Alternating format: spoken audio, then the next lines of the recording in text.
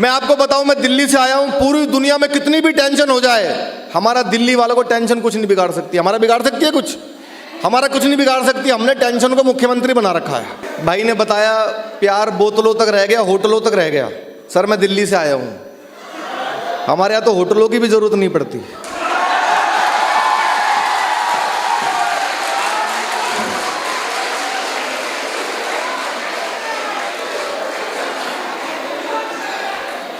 क्या हो गया? अच्छा दिल्ली वाले भी हैं क्या कुछ? सर बहुत टेंशन चल रही है हीरो जी, इतनी टेंशन चल रही है डॉक्टर साहब, पूरे देश में पूरी दुनिया में टेंशन है। महंगाई की टेंशन, राजनीति की टेंशन, आतंकवाद की टेंशन, प्यार प्रेम की टेंशन, पूरी दुनिया में टेंशन चल रही है। मैं आप सबको बताऊं, मैं दिल्ली से आया हूं, अलग अलग कोरोना की टेंशन। कोरोना में मैडम सबसे ज़्यादा टेंशन मुझे हुई, क्योंकि अंग्रेजी बहुत आ गई। Sanitiser, vaccination, isolation, quarantine. अब आधे देश को अंग्रेजी नहीं आती। एक आदमी रोज मेरे घर घंटी बजाता है, बोला भाई साहब सैनिटाइजर दे दो। मैंने कहा मैं कहाँ से लाऊं? अगले दिन फिर घंटी बजाए, बोला सर सैनिटाइजर मिलेगा। मैंने कहा मैं कहाँ से लाऊं? अगले दिन फिर घंटी बजा दी, बोला भाई साहब सैनिटाइजर लेके जाऊंगा। मैंने कहा मैं कहाँ से लाऊं? बोला आपके घर के बाहर लिखा हुआ है सैनी। मैंने सैनी देख के सैनिटाइजर मांग लिया। अच्छा मैं चड्ढा नहीं हूं।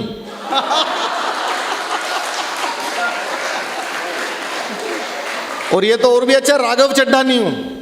आवाज मंच पे गूंज रही है, आगे तो आवाज ठीक। सर मैं दिल्ली से आया हूं, कितनी भी पूरी दुनिया में टेंशन चल रही है। यूक्रेन और रशिया का युद्ध चल रहा है। अर्जुन जी वीर रस के हमारे देश के सबसे बड़े कवियों में हैं। अर्जुन जी ने कहा भाई देश में क्या करें, हमारा तो रशिया भी दोस्त है, यूक्रेन भी दोस्त है, क्या करना चाहिए भारत को? अब हम किसका सपोर्ट करें? मैंने कहा बहुत सिंपल है सर, यूक्रेन को कुछ नहीं करना, अपनी तोप के अंदर पतंजलि का शैम्पू डाल के फायर कर देना चाहिए। बोले इससे क्या होगा? मैंने कहा रूसी भाग जाएगी।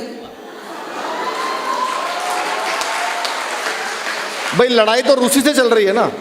कितनी भी टेंशन हो जाए, मैं आप सर कोरोना ने सबसे ज़्यादा टेंशन दी मैडम। मैं चाइना गया था 2019 में, फिल्म फेस्टिवल में परफॉर्म किया था मैंने। सबसे ज़्यादा टेंशन चाइना ने दी है पूरी दुनिया को कोरोना की। अजीब ही लोग हैं वहाँ चाइना के। हमारे बौद्ध भिक्षुक जी बैठे हो तो सब जानते हैं, चाइना में बुद्धिस्ट भी बहुत रहते हैं। उनको अंग्रेजी नहीं आती, चाइना वालों को चाइनीज़ बोलते हैं वो, हिंदी भी नहीं आती। हिंदी में खाली भाइयों बहनों समझते हैं बस, वो कुछ नहीं आता उनको। पानी मांगना था अंग्रेजी में मांगा, हिंदी में मांगा, उनको पानी देना समझ में नहीं आ रहा। इशारा भी कर दिया, पानी नहीं दे रहे वो लोग। हमारे इंडिया में देखो कोई आधे किलोमीटर दूर से देख के बता देते हैं माचिस मांगने आ रहा है। कुछ नहीं आता सर उनको। मैं आपको बताऊं, मैं दिल्ली से आया हूं, पूरी दुनिया में कितनी भी टेंशन हो जाए, हमारा दिल्ली वालों को टेंशन कुछ नहीं बिगाड़ सकती। हमारा बिगाड़ सकती है कुछ? हमारा कुछ नहीं बिगाड़ सकती। हमने टेंशन को मुख्यमंत्री बना रखा है।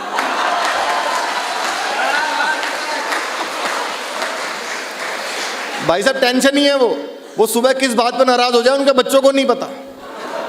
उनका 7 साल से एक ही काम है, सुबह सुबह उठो, नहा धो के शीशे के सामने जाके डेली एक डायलॉग, एक बार दिल्ली पुलिस दे दो इसको ठीक कर दूंगा, एक बार दिल्ली पुलिस दे दो ठीक करके दिखा दूंगा इसको, एक बार दिल्ली पुलिस मुझे दे दो। मैंने कहा जी दिल्ली पुलिस भी यही कह रही है।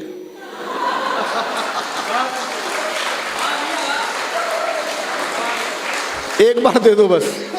देखो बीमारियां खत्म होती है। अब हमारे वैज्ञानिकों ने मेहनत की, वैक्सीन बनाई कोरोना की, आप सब ने, स्वास्थ्य कर्मियों ने, डॉक्टर्स ने मेहनत की, तो बीमारी दूर हो रही है। हमारे केजरीवाल जी ने पूरी दिल्ली से डेंगू खत्म कर दिया। पता है कैसे खत्म किया? पूरी दिल्ली में बड़े बड़े होर्डिंग लगवाए सर, चौराहे चौराहे पे, वो उस पर लिखवाया डेंगू का मच्छर साफ पानी में भी पनप सकता है, नीचे उनका फोटो। वो मच्छर दोबारा आने की हिम्मत नहीं कर रहा। पता नहीं किस बात में नाराज हो जाते मैडम। अभी 27 तारीख को मैंने देखा, एक मेरे सपने में सारे नेता आते हैं रात को। केजरीवाल जी मेरे सपने में रोए 27 तारीख को आके। मैंने कहा भाई साहब क्या हो गया? लोकतंत्र की हत्या हो गई। मैंने कहा जी लोकतंत्र की हत्या क्या हो गई? 26 जनवरी के दिन लोकतंत्र मर गया देश के अंदर। मैंने कहा जी कैसे मर गया? मैं कर्तव्य पथ पे बैठा हुआ था, मेरे सामने से परेड जा रही है, मोदी ने मुझे परेड नहीं करने दी।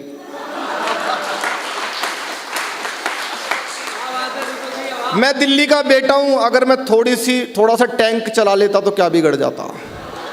टैंक चलाना चाहता हूं। सर वो किसी भी बात पर नाराज हो जाते हैं। हमारे देश में सबसे ज़्यादा टेंशन नेताओं ने दी हुई है। आज आपने 4 कवियों को बुलाया, अच्छा कोई कवित्री नहीं बुलाई आपने। कवित्री होती है ना मैडम मंच पे, तो मैं तो ऐसा लगता हूँ जैसे सानिया मिर्जा के बगल में मलिंगा बैठा हो।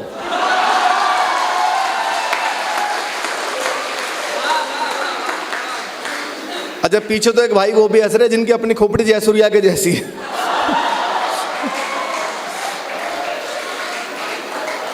टेंशन है? कोई टेंशन नहीं है। इतने मस्ती में आप लोग बैठे हैं, पीछे तक कुर्सियां बिछी हुई हैं, सोफे तो इसलिए लगवाने पड़े क्योंकि हिरोहितो जी को भी आना था,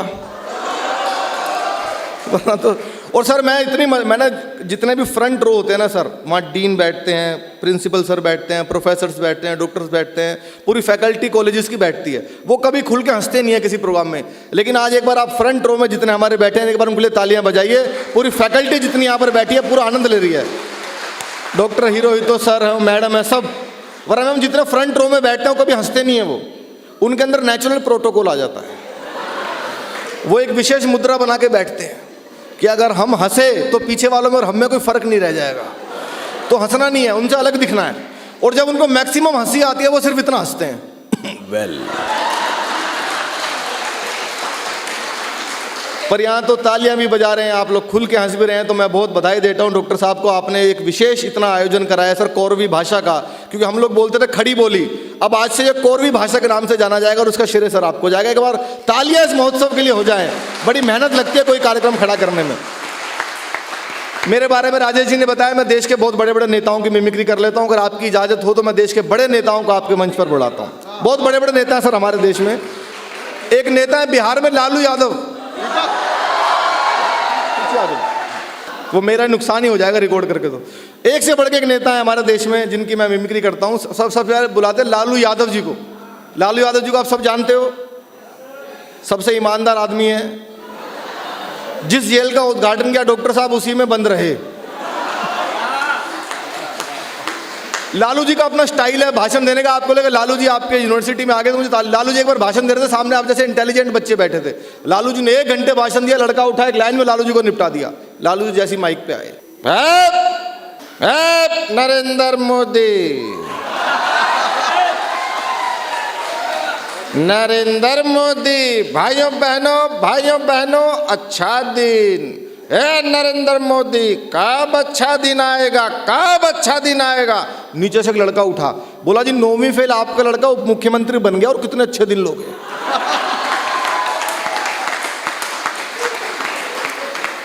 और कितने अच्छे दिन लोगे। एक नेता है क्या थे, नवजोत सिंह सिद्धू। हाँ थे ही वो तो। मैं लाफ्टर चैलेंज 3 में सबसे यंग पार्टिसिपेंट था। हम लोगों को माइक ले जाकर रखना होता तो सिद्धू जी को हंसना होता था, पर वो हमसे पहले ही शुरू हो जाते थे। और आपने सिद्धू जी का भाषण सुना है, एक बार अगर वो बोलना शुरू कर दें, या तो भगवान रुकवा सकता है या इमरान रुकवा सकता है। एक नया लड़का है, उसने जैसे ले जाके माइक रखा, गुरु मैं कहता हूं तुझ में वो बात है, तू ही है जो सागर को नदी, दशक को सदी बना देगा। माय डियर फ्रेंड, तुझमें वो कला है, नदियां नाले गागर सागर बादल बादल। बंदा डर गया, बोला जी माफ करो मैं तो माइक टेस्ट करने आया था।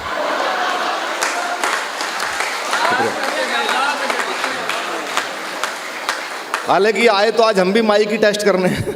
एक से बढ़ के एक नेता है। एक बहुत महत्वपूर्ण आवाज सुनाता हूं आपको, हमारे देश के रक्षा मंत्री श्री राजनाथ सिंह जी की आवाज। डॉक्टर साहब देखना बहुत आनंद आएगा आपको। माइक थोड़ा सा इको ज्यादा कर रहा है, माइक बहुत अच्छा है पर हॉल की वजह से इको कर रहा है। मैं कोशिश कर रहा हूं। राजनाथ सिंह जी को आप सब जानते हैं, भारत के डिफेंस मिनिस्टर, रक्षा मंत्री हैं। वे अगर आते आपके इस शानदार कार्यक्रम में तो कैसे भाषण देते, पहले देखना सर जब वो लोकसभा में भाषण देते हैं। राजनाथ सिंह जी। अध्यक्ष महोदय, जहाँ तक प्रश्न पाकिस्तान का है तो हमारी सरकार ने पाकिस्तान को यह स्पष्ट संदेश दिया है कि पाकिस्तान से अब कश्मीर पर कभी कोई बात नहीं होगी। पाकिस्तान से अब कश्मीर पर कभी कोई बात नहीं होगी। बात यदि होगी तो पीओके पर होगी, कश्मीर पर अब कभी कोई बात नहीं होगी। अब साफ आ रही है? अभी तो अमित शाह की आते आते और साफ हो जाएगी। हाँ, एक और आवाज है हमारे भारत के गृह मंत्री अमित शाह जी की आवाज। अमित शाह जी का भाषण, मिमिक्री आपने उनकी कभी किसी से नहीं सुनी है? किसी से कोई कर ही नहीं रहा है। अच्छा, कर भी रहा होगा तो कर नहीं पा रहा होगा, पर मैं करता हूं। मेरे बहुत पसंदीदा नेता है। मेरा एक शो आता है कहने भी दो यारों, गुड न्यूज टुडे, जो आज तक का चैनल है उस पर आता है शनिवार इतवार को। मैडम मैं हर हफ्ते करता हूँ। अमित शाह जी आते हैं, अगर सबसे पहले देखना वो रैलियों में भाषण कैसे देते हैं सर। अभी यूपी में भी इलेक्शन था, उन्होंने बहुत सारी रैलियां की। आपको लगे वो रैलियों में एग्जैक्ट ऐसे बोलते हैं, फिर वो यहाँ के क्या बोलते हैं मैं बताता हूँ। देखिए ये राहुल बाबा कहते हैं इनको विकास दिखाई नहीं देता है। राहुल बाबा आपको कभी विकास दिखाई नहीं देगा भाई, आपकी आंखों पर तो इटालियन चश्मा चढ़ा हुआ है।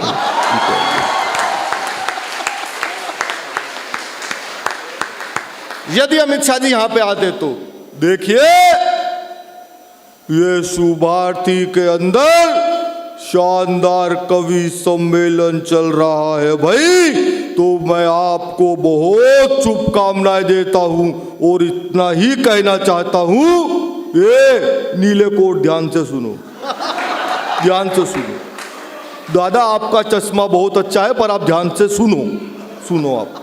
मैं आपको शुभकामनाएं देता हूं और इतना ही कहता हूं कि जो भी लोग तालियां नहीं बजाते हैं उसको हम देखेंगे।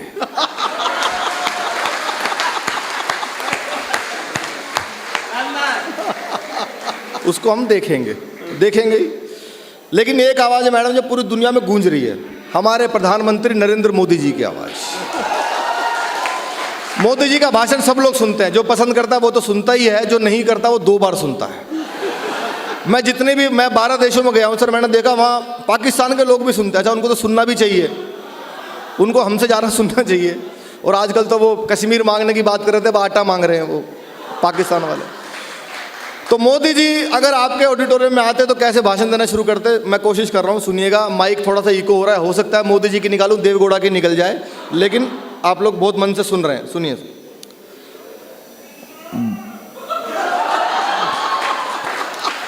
भाइयों बहनों, मेरे देश में और देश के उत्तम प्रदेश उत्तर प्रदेश में, उत्तर प्रदेश के सुभारती विश्वविद्यालय में यह कौरवी भाषा का शानदार कवि सम्मेलन चल रहा है। तो मैं मेरी और 135 करोड़ भारतीयों की तरफ से आपको शुभकामनाएं देता हूं। शानदार कार्यक्रम चल रहा है। दीपक सैनी कविता पढ़ रहे हैं। दीपक सैनी को बुलाना चाहिए कि नहीं बुलाना चाहिए? बुलाना चाहिए कि नहीं बुलाना चाहिए? बुलाना चाहिए कि नहीं बुलाना चाहिए? दीपक सैनी को बुलाना चाहिए, हर कार्यक्रम में बुलाना चाहिए और इतना मोटा लिफाफा भी देना चाहिए।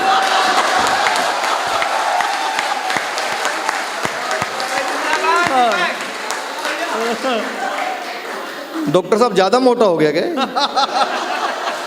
ये 10 की गड्डी है, टेंशन मत। अभी सर मोदी जी मेरे पिछले दिनों सपने में आए थे। आपने घटना सुनी होगी पिछले दिनों उत्तर प्रदेश की, यूपी, हरियाणा, दिल्ली की एक बहुत बड़ी घटना थी कि सारी महिलाओं को चोटियां काट के ले गया कोई। पता है ना मैम आपको, न्यूज में आया था चोटी कटवा गैंग। आज तक नहीं पता वो किसने काटी। कई तो रिपोर्टर्स की कट गई जो वहां रिपोर्टिंग करवाने गई, पर ये नहीं पता काटी किसने। मोदी जी मेरे सपने में आए, मैंने कहा भाई साहब सबकी चोटियां कट रही है, और हमारे मुख्यमंत्री केजरीवाल जी वो भी आए पीछे पीछे। दोनों से पूछा भाई साहब सबकी चोटियां कौन काट रहा है, दोनों का रिएक्शन देखना। पहले मोदी जी ने भाषण देना शुरू किया।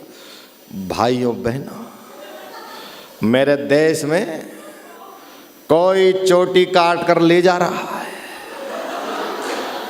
कोई तो है जो चोटी काट कर ले जा रहा है, और ये हमारी माता बहनों को केशलेस बना रहा है।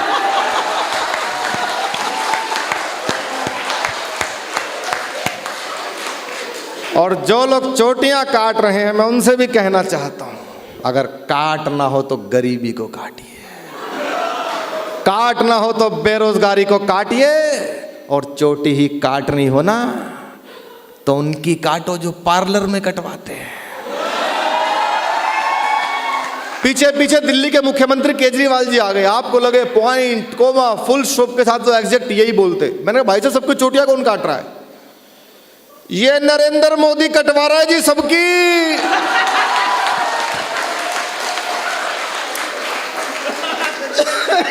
ये सारी चोटी नरेंद्र मोदी कटवा रहा है, देश में कोई नहीं कटवा रहा, इनके सारे मंत्री गंजे हैं।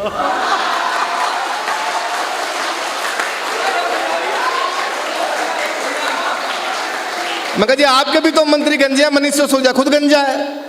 गंजा मत कह देना मनीष को, 6 बजे उठ जाता है वो। गंजा मत कह देना मनीष को, लोकपाल मांगते मांगते सर का त्रिपाल उड़ गया। सबका अपना अपना अंदाज है, बहुत सारे नेता हैं। एक और नेता सर याद आ गए मुझे, मिमिक्री के सबसे योग्य पात्र उनकी ना करूं तो फिर पूरा होगा नहीं, यज्ञ में आहुति नहीं डलेगी पूरी। हमारे बड़े भाई श्री राहुल गांधी जी। दीपक पहले राकेश टिकैत की कर। हाँ, राकेश टिकैत की भी करता हूँ। हाँ देखो हमारे इस कुरु प्रदेश का वो बड़ा हीरो है। हाँ, वो एंड में करूँगा ना, उसका हीरो होना की। चाहिए, हाँ। उसकी होनी चाहिए। आपने राहुल गांधी का भाषण सुना होगा? सुना है? क्यों सुना है जी? नहीं सुना? सौभाग्यशाली हैं आप। हमारा किसी पार्टी से कोई लेना देना नहीं। राहुल गांधी जी की अभी यात्रा भी चली। राहुल जी अगर आते इस माइक पे कैसे भाषण देते सुनना सर, आपको लगे कि वो आ गए हो, तो वो बिल्कुल ऐसे ही बोलते हैं। यहाँ पे आके बधाई कैसे देते वो, देखिए भैया,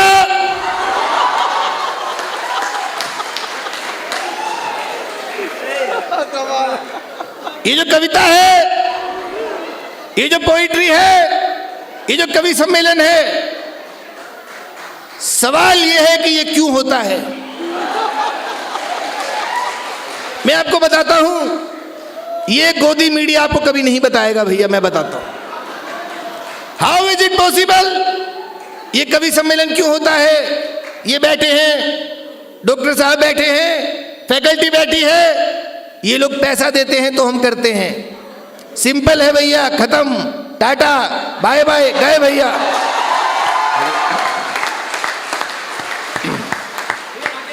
हाँ करता हूँ। राकेश टिकैत जी की भी करता हूँ, उससे पहले तो बहुत सारे निपटाऊंगा अभी। एक और मुझे याद आ गए, हमारे दिल्ली के सांसद भी हैं, मेरे मित्र भी हैं, मनोज तिवारी जी। मनोज तिवारी जी सर आते अगर यहाँ पे कैसे शुभकामनाएं देते। अरे भैया जानते हैं आप सब लोग, ये जो कवि सम्मेलन होता है ना, ये बड़ा ही पावन होता है, और अगर कवियों की कविताओं पर ताली नहीं ना कोई बजाता है तो छठी मैया पाप देती है। तो ऐसा झूम के ताली बजाना है कि कवियों को भी लगना चाहिए कि वो सिर्फ पैसों के लिए नहीं आए हैं, ऐसों के लिए आए हैं। एक बार बार पीछे से याद दिला रहे हैं भाई हमारे, एक मैंने मिमिक्री की थी जो 1.5 साल पहले बहुत वायरल हुई थी, राकेश टिकैत जी की आवाज़। हो सकता है आप में से कुछ लोगों ने सुनी हो सकता है कुछ लोगों ने ना सुनी हो। राकेश टिकैत जी को आप सब जानते हैं भाई साहब, मेरे सपने में आ गए राकेश टिकैत जी। मैंने अच्छा, जो पॉपुलर होता है वो मेरे सपने में जरूर आता है। मैंने अभी, हमारी टीम वर्ल्ड कप से बाहर हो गई थी, आपको पता होगा, हमारी टीम क्रिकेट वर्ल्ड कप से बाहर हो गई। टिकैत साहब मेरे सपने में आए। मैंने कहा टिकैत साहब ये बताओ, हमारी टीम वर्ल्ड कप से बाहर हो गई, क्या करोगे? अब देसी आदमी उसको क्या इलाज बताएगा देखना, क्योंकि उन्होंने इतना बड़ा आंदोलन किया देश का। मैंने टिकैत साहब क्या करना चाहिए, टीम वर्ल्ड कप से बाहर हो गई, आंदोलन होगा, आंदोलन होगा, आंदोलन पूरा करेंगे, आंदोलन अब की बार आंदोलन होगा। मैंने ये आंदोलन होगा, कहाँ होगा? ये करेंगे आईसीसी के गेट पे। मैंने ये आईसीसी, हाँ, ये जो इंटरनेशनल कांग्रेस कमेटी जो क्रिकेट करवाती है, वहाँ करेंगे आंदोलन होगा, और मांग करेंगे, मांग। मैंने कहा जी क्या मांग करो? मांग करेंगे कि दोनों मैच जो हारे हैं दोबारा करवाओ, ये मैच दोबारा होंगे, ये दोनों मैच दोबारा करवाओ, और रन रेट का कानून बनेगा। इस टीम का रन रेट बढ़ गया, उस टीम का रन रेट गिर गया, कौन बढ़ाता है रन का रेट? ये रन का रेट कौन लेता है देश में? ये रन रेट का कानून बनेगा। और एक और समस्या है क्रिकेट में, अब आपको बड़ा मजा आएगा। एक और समस्या है क्रिकेट में, अंपायर उंगली उठा के आउट देता है, बैट्समैन ऐसे कर देता है, अंपायर किसी से बात करके नॉट आउट कर देता है। ये कौन है बीच में अंपायर से जिसकी बात होती है? ये उसकी जांच होगी, कौन बात करता है अंपायर से। आंदोलन होगा, पिच पे बैठेंगे और विकेट के बजाय गन्ने गड़ेंगे हमारे।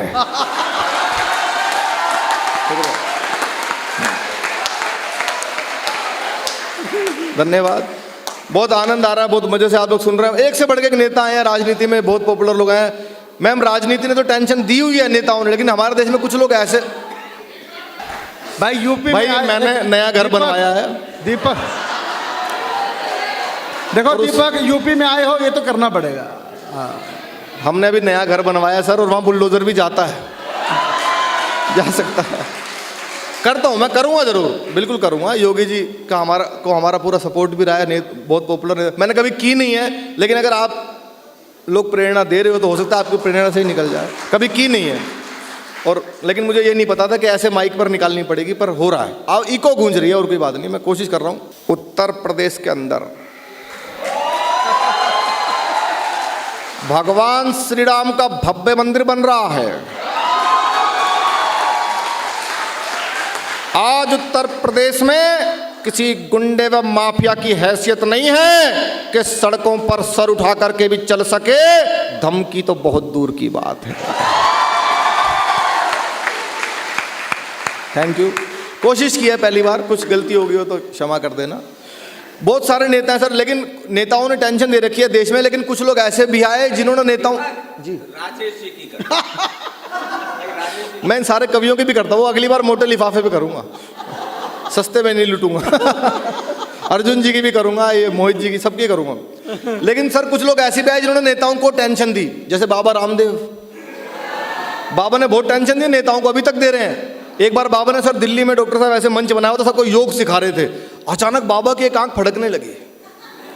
बाबा योग सिखा रहे, करने से होता है, करो योग करो।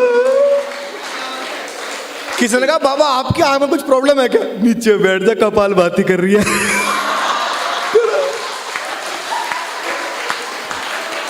तभी बाबा के पास एक फोन आया, बोला देश के सारे नेता आएंगे, अपनी अपनी समस्याएं बताएंगे। बाबा ने कहा बुलाओ। सामने नेता, बाबा मंच पे। नेताओं ने कहा बाबा हमें भारत से करप्शन खत्म करना है, क्या करें बताओ? कुछ नहीं करना, पहले चटाई बिछाओ।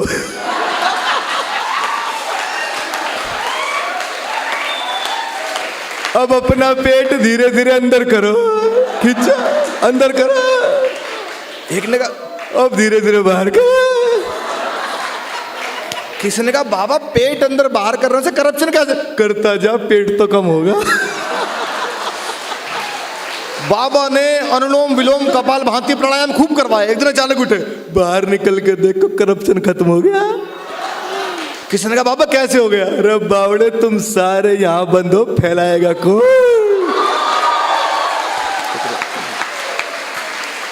बहुत बहुत शुक्रिया, बहुत मन से आप लोग आनंद। आइए मैं एक दो कविता आपको जरूर सुना के जाऊंगा, क्योंकि आपने कवि सम्मेलन के लिए बुलाया। दो कविताएं बहुत भरपूर मन से आपको सुनाऊंगा। बहुत सारे नेता सर, एक आध कविता सुनाऊंगा क्योंकि आपने कविताओं के लिए मुझे बुलाया है। सामने देश की युवा पीढ़ी बैठी है, हमारे भाई बैठे हैं, हमारी बहनें बैठी हैं, पूरी फैकल्टी बैठी है। बहुत आनंद से आप सुन रहे हैं। बहुत अच्छे विषय पर मोहित भाई ने कविता सुनाई जो युवाओं में सुनाई जानी चाहिए थी। एक ऐसे विषय पर मैं सुनाता हूँ आपको, जिस विषय पर आपने बहुत कम कविताएं सुनी होंगी, लेकिन मुझे लगता है यूथ के सामने वो सुनानी चाहिए। वो विषय है इलेक्ट्रॉनिक मीडिया। इलेक्ट्रॉनिक मीडिया पर आपने कभी किसी से व्यंग नहीं सुना होगा। मैं हर हफ्ते शो करता हूं और अभी होली पे लगातार आपको सारे चैनल्स पर दिखाई दूंगा। लेकिन कवि का काम वही होता है, जो दिखता है वो लिखता है। और कवि सम्मेलन की परंपरा तब से है जब इलेक्ट्रॉनिक मीडिया तो छोड़ दो, पहला अखबार भी दुनिया में छपा नहीं था, तब से कवि सम्मेलन, तब से कविता की और कवि सम्मेलन की परंपरा है। तो मैं एक कविता सुनाता हूँ कि हमारा इलेक्ट्रॉनिक मीडिया, एक कोई घटना घट जाए बस, उसके बाद इलेक्ट्रॉनिक मीडिया रगड़ता रहता है, अलग अलग चैनल्स उसको अलग तरीके से बेचते रहते हैं। तो इलेक्ट्रॉनिक मीडिया में अगर आपको लगे कि ऐसा होता है तो आपकी तालियां मुझे ऑक्सीजन देंगी, मैं ऐसी और कविताएं लिखूंगा। इसके बाद एक कविता सुनाऊं, दो कविताएं सुनाकर अपना स्थान लूंगा। पहली कविता सुनना सर इलेक्ट्रॉनिक मीडिया पर। दिल्ली में रसोई घर में खाना बना रही महिला पर किसी ने कई बार बेलन से प्रहार किया और महिला को मृत्यु के घाट उतार दिया। यह घटना है, अपराध है, कहीं भी हो सकता है, लेकिन चैनल वाले कैसे अपने अपने पैकेज में इसको बेच रहे हैं, इसका आप आनंद भी लेना और तालियों से आशीर्वाद भी देना। दिल्ली में रसोई घर में खाना बना रही महिला पर किसी ने कई बार बेलन से प्रहार किया और महिला को मृत्यु के घाट उतार दिया। पुलिस ने शव का पोस्टमार्टम शुरू कराया और मीडिया ने खबर का। वाह वाह वाह। एक लाइन की कविता है। पुलिस ने शव का पोस्टमार्टम शुरू कराया और मीडिया ने खबर का। पहले चैनल पर खबर थी, क्या एक अदना सा बेलन किसी की जान ले सकता है? क्या प्रभु छोटे से बेलन में इतनी शक्ति दे सकता है? हमारे विशेष संवाददाता इसकी तह तक जाएंगे और बेलन की सही शक्ति का पता लगाने के लिए कैमरामैन के सर पे आजमाएंगे। दूसरे चैनल पर एक रिपोर्टर खाली जमीन दिखाते हुए बोला, गौर से देखिए इस जमीन को, ये कोई मामूली जमीन नहीं है, उस महिला की मौत की जड़ यही है। 500 साल पहले यहां था एक पेड़ जिसका बेहद मोटा तना था। जी हां, उसी तने की लकड़ी से वो खूनी बेलन बना था। खूनी बेलन बना था। तीसरे चैनल पर खबर थी, नमस्कार, आज का मुख्य सवाल इस प्रकार है, जिस बेलन से महिला की मौत हुई वो किस लकड़ी से बना था? ए नीम, बी शीशम, या सी कोई और? अपना मोबाइल फोन उठाकर उसके मैसेज बॉक्स में जाकर टाइप कीजिए BELAN और भेज दीजिए 000 पर। और अपनी प्रस्तुति का, अपनी परफॉर्मेंस का अभी तक का सबसे बारीक व्यंग आप सबकी अदालत में रखता हूं, आपको समझ में आ जाए तो मुझे आशीर्वाद देना। चौथे चैनल पर खबर थी। नमस्कार, आज हमारे साथ मृतक महिला के पति सुधीर हैं, जो इस वक्त बेहद गंभीर हैं। सुधीर, जैसा कि हमें पता चला है कि आप दफ्तर से जल्दी आने वाले थे, अपनी पत्नी के हाथ से बने पकौड़े खाने वाले थे। दर्शक आपसे जानना चाहते हैं, आपको ज्यादा किस चीज का दुख है? दर्शक आपसे जानना चाहते हैं, आपको ज्यादा किस चीज का दुख है? पत्नी के मर जाने का या पकौड़े ना खा पाने का? इतना सुनकर सुधीर रो दिए। रिपोर्टर फिर बोला, सर थोड़ी देर अपना गम दबा लीजिए, मन को मत मारिए, पकौड़े बाहर से मंगा लीजिए। बस इससे ज्यादा मैं नहीं देख पाया इलेक्ट्रॉनिक मीडिया का द्वंद्व। तुरंत अपना टेलीविजन किया बंद और विचार किया कि सबसे अलग दिखने की चाह में ये झूठ के पालने में इतना झूल गए कि ज्यादातर मीडिया चैनल तो सत्य दिखाना ही भूल गए। ये इधर उधर से उल जुल खबरें सहेजते हैं, फिर उसे मन चाहे दाम पर बेचते हैं। हकीकत तो यह है दोस्तों, सबसे तेज होने का दावा करने वाले ये चैनल्स धीरे से ही सही पर सत्य सत्य और केवल सत्य दिखाएंगे तो हमारे देश में हत्यारे, चोर, अपराधी, भ्रष्टाचारी, बलात्कारी शायद नहीं पनप पाएंगे। शायद। एक मिनट हो गया। अब मैं चार पंक्तियां दो चार पंक्तियां आपको सुनाता हूं, 2 छंद सुनाता हूं आपको, बहुत जरूरी छंद है, उसके बाद मैं अपना स्थान लूंगा। पहला छंद मैं सुनाता हूं राष्ट्रीय मुद्दे पर, दूसरा छंद मैं सुनाता हूं जो मुझे युवाओं को सुनाना चाहिए। सर, एक घटना घटी पिछले दिनों, धारा 370 कश्मीर से हटाई गई, आप सब जानते हैं। लोगों ने बहुत लंबा उस पर लिखा था, कश्मीर फाइल्स मूवी भी आ गई, लोग मूवी देख के बहुत रोए। युवा पीढ़ी को जो अभी 20-25 साल की जिनकी उम्र है, जिन्होंने इतिहास पढ़ाई नहीं, उनको पता ही नहीं था कि हुआ क्या था। तो मैं आपकी अदालत में 4 पंक्तियां रखता हूं, चौथी पंक्ति में आपको कश्मीर और धारा 370 का पूरा इतिहास समझ में आ जाए तो पीछे तक एक भी हाथ खामोश ना रहे। उसके बाद एक छंद और सुनाऊंगा। बिल्कुल पूरा इतिहास है, शंकराचार्य जी से लेकर उमर अब्दुल्ला तक का कश्मीर का, और आज़ादी के बाद से धारा 370 का पूरा इतिहास रखता हूं आपके चरणों में। देश तो आज़ाद हुआ और जिंदाबाद हुआ, जलता रहा तिरंगा कश्मीरी लैंड में। आपको एक एक पंक्ति में सच्चाई लगे तो चौथी पंक्तियों पर मुझे आशीर्वाद चाहिए। देश तो आजाद हुआ और जिंदाबाद हुआ, जलता रहा तिरंगा कश्मीरी लैंड में। भारत हो मुर्दाबाद और पाक जिंदाबाद, यही धुन बजती घाटी के हर बैंड में। जन विश्वास जगा, भावी इतिहास जगा, और देश सौंप दिया मोदी जी के हैंड में, और देश सौंप दिया मोदी जी के हैंड में। 70 बरस से कलंक थी जो धारा, वह मोदी ने उखाड़ फेंकी 70 सेकंड में।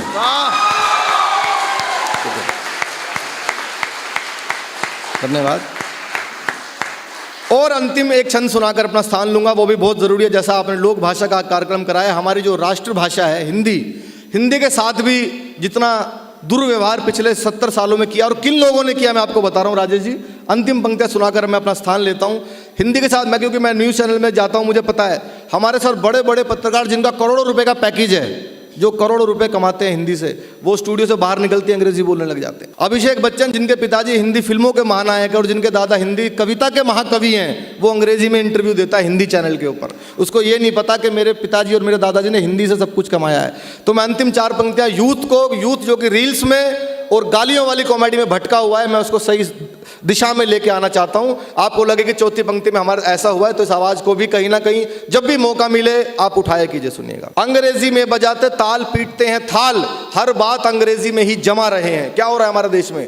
अंग्रेजी में बजाते ताल पीटते हैं, अंग्रेजी में बजाते ताल पीटते हैं थाल, हर बात अंग्रेजी में ही जमा रहे हैं। धन्यवाद और याचना भी अंग्रेजी में ही, क्षमा तक अंग्रेजी में ही थमा रहे हैं, क्षमा तक अंग्रेजी में ही थमा रहे हैं। हाय बाय होती सारा दिन अंग्रेजी में ही, बचपन अंग्रेजी में ही समा रहे हैं, बचपन अंग्रेजी में ही समा रहे हैं। और हिंदी से किया है विश्वासघात उन्होंने ही, रोजी रोटी यहां हिंदी से जो कमा रहे हैं। बहुत बहुत शुक्रिया आपका, धन्यवाद।